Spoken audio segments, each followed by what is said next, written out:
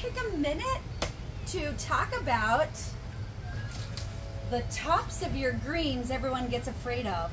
Everyone's afraid of the radish and turnip tops, the greens, but you can eat them and they're so good for you.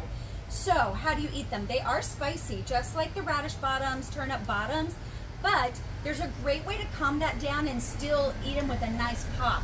So what I like to do is I will take probably like half of this amount of greens and I will wash them really, really good, and I get a nice small bowl of coconut oil and I chop up some minced garlic and minced onion, really small, and I stir it in that oil, warm it up just a bit, and then I take all my greens on a nice baking sheet and I will actually pour and drizzle the greens on the baking sheet so that it's coated completely, and I just top it up with a little bit of sea salt.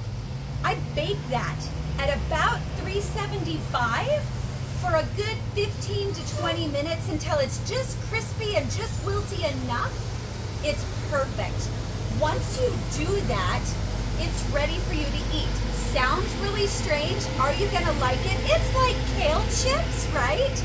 Only this is gonna have a nice pop of flavor, and it's gonna give you some better nutrients, than different nutrients than kale chips will. So these are great for digestion, and they're so healthy for you, and it's something that you're throwing away anyway. If you find that pop of flavors too much, mix it with collard or kale when you make this nice little crunchy snack. This is a great way to preserve the tops, get more nutrients in you, and substitute out those potato chips when you want a nice little crunchy snack. So hopefully this will give you some ideas of what you can do with your tops instead of throwing them away. Thanks, guys.